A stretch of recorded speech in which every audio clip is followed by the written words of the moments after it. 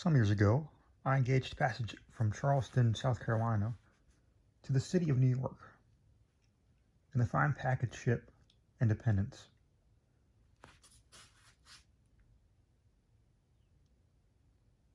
Captain Hardy.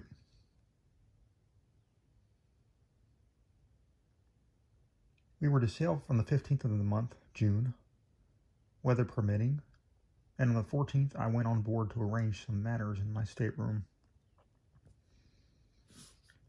I found that we were to have a great many passengers, including a more than usual number of ladies. On this list were several of my acquaintances, and, among other names, I was rejoiced to see that of Mr. Cornelius Wyatt, a young artist, for whom I entertained feelings of warm friendship. He had been with me when a fellow student at university, where we were very much together. He had the ordinary temperament of genius and was a compound of misanthropy, sensibility, and enthusiasm. To these qualities he united the warmest and truest heart which ever beat in a human bosom. I observed that his name was carded upon 3 staterooms, and upon again referring to the list of passengers, I found that he engaged passage for himself, wife, and 2 sisters, his own. The staterooms were sufficiently roomy, and each had 2 berths, one above the other. These berths, to be sure, were so exceedingly narrow as to be insufficient for more than one person. Still, I could not comprehend why there were 3 staterooms for these 4 persons. I was just that epoch in one of those moody frames of mind which make a man abnormally inquisitive about trifles. And I confess with shame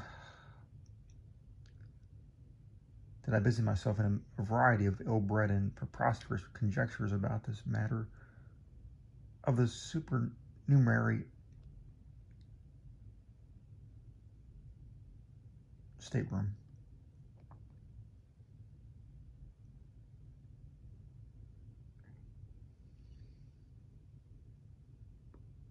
It was no business of mine, to be sure, but with none the less pertinacity I occupy myself in attempts to resolve the enigma. At last I reached a conclusion which wrought in me great wonder why I had not arrived at it before. "It is a servant, of course," I said. "What a fool I am. To the list."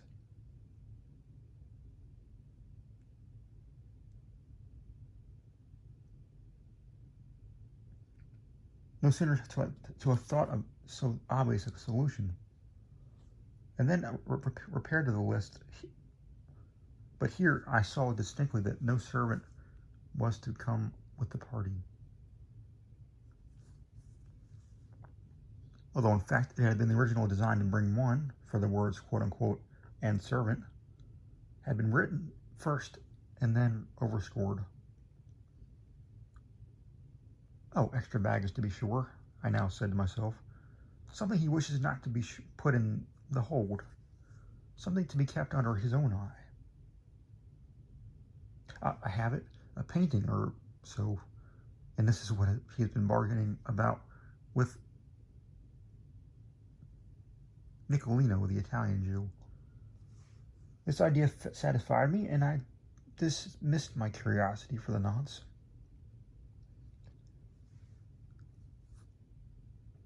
Wyatt's 2 sisters I knew very well, and most amiable and clever girls they were. His wife and he had newly married, and I had never yet seen her. He had often talked about her in my presence, however, and in his usual style of enthusiasm. He described her as of surpassing beauty, wit, and accomplishment. I was therefore quite anxious to make her acquaintance. On the day in which I visited the ship, the 14th, Wyatt and party were also to visit it. So the captain informed me, and I waited on board an hour longer than I had designed, in a hope of being presented to the bride. But then an apology came. Mrs. W. was a little indisposed and would decline coming on board until tomorrow at the hour of sailing.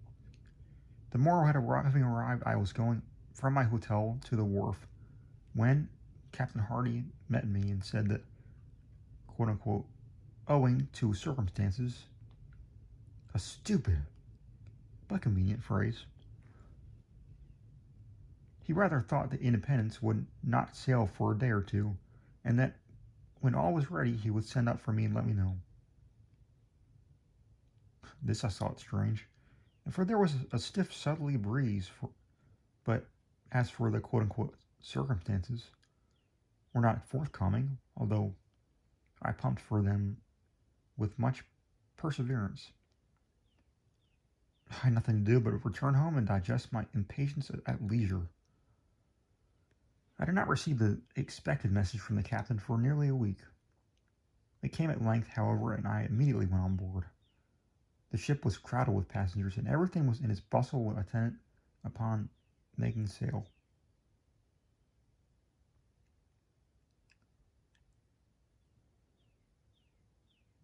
White's party arrived in about 10 minutes after myself. There were the two sisters, the bride and the artist, the latter in one of his customary fits of moody misanthropy. I was too well used to these, however, to pay them any special attention. He did not even introduce me to his wife, this courtesy devolving, perforce, upon his sister Marian, a very sweet and intelligent girl, who, in a very few hurried words, made us acquainted.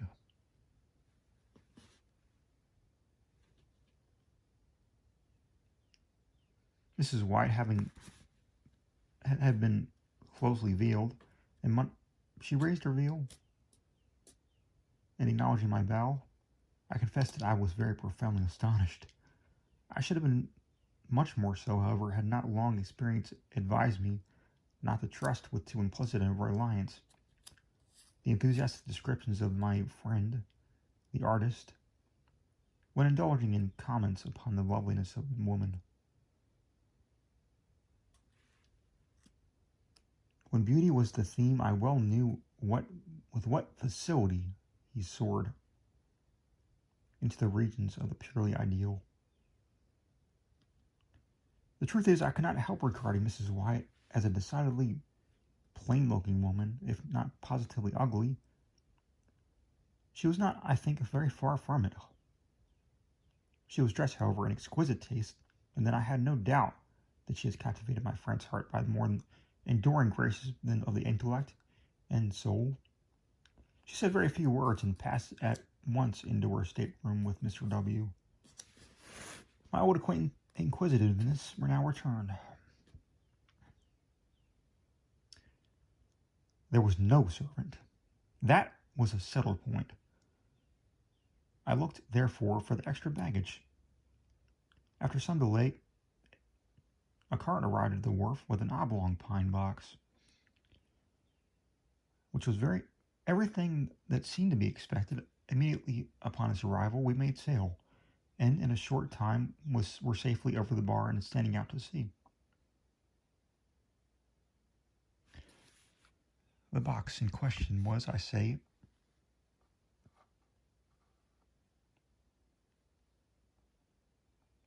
oblong. It was about 6 feet in length by 2.5 in breadth. I observed it attentively and liked to be precise. Now, the shape was peculiar, and no sooner had I seen it than I took credit to myself for the accuracy of my guessing. I had reached the conclusion, it will be remembered, that the extra baggage of my friend, the artist, would prove to be pictures, or at least a picture, for I knew that he had been for several weeks in conference with Nicolino, and now here was a box, from its shape, could possibly contain nothing in the world but a copy of Leonardo's Last Supper and a copy of this very Last Supper.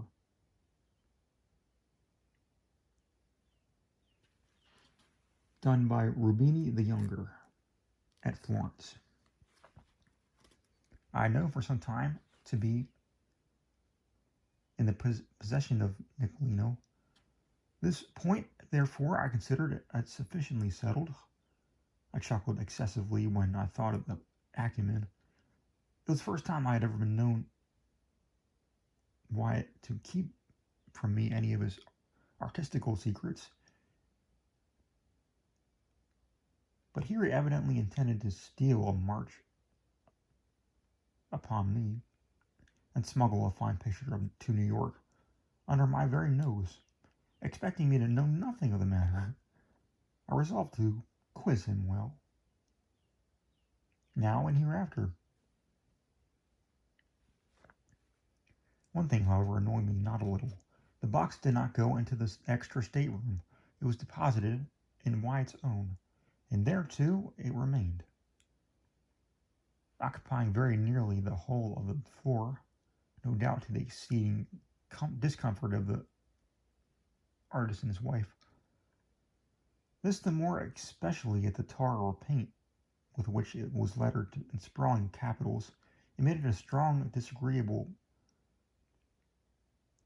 and to my fancy, a peculiarly disgusting odor. On the lid were painted the words, Mrs. Adelaide Curtis, Albany, New York. Charge of Cornelius Wyatt, Esquire. This side up, to be handled with care.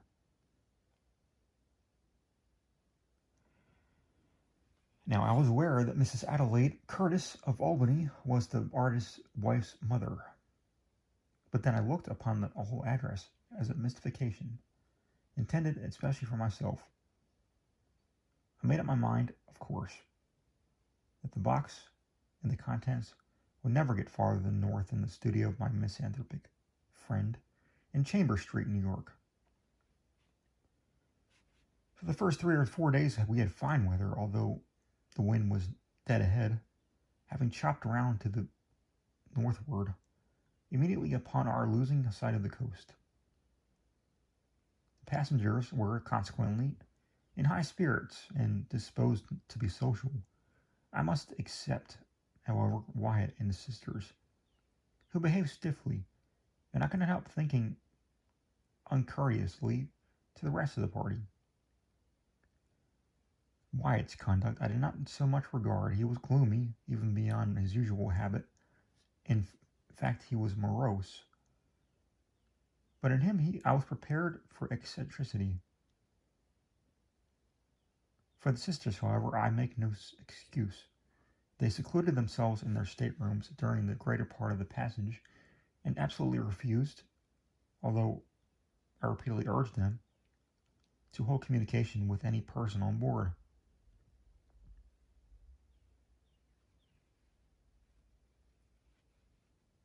Mrs. White herself was far more agreeable, that is to say, she was chatty. And to be chatty is no slight recommendation at sea. She became excessively intimate with most of the ladies, and to my profound astonishment, evinced no equivocal disposition to coquette with the men. She amused us all very much. I say amused, and scarcely know how to explain myself. The truth is, I soon found that Mrs. W. was far oftener laughed at than with. The gentlemen said little about her, but the ladies in a little while pronounced her, quote, a good-hearted thing, rather indifferent-looking, totally uneducated, and decidedly vulgar, unquote. The great wonder was how Wyatt had been entrapped into such a match. Wealth was the general solution, but this I knew to be no solution at all, for Wyatt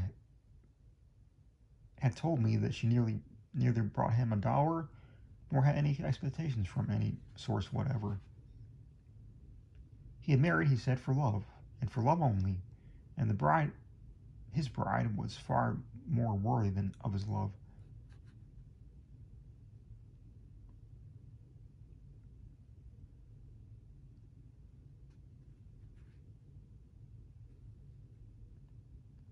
When I thought of these expressions on the part of my friend, I confess that I felt indescribably puzzled. Could it be that he was taking leave of his senses? What else could I think? He, so refined, so intellectual, so fastidious, was so with exquisite a perception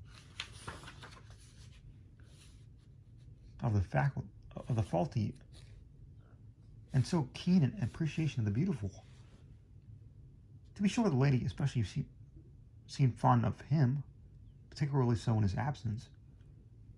When she made herself ridiculous by frequent quotations of what had been said by her quote unquote beloved husband, Mr. Wyatt.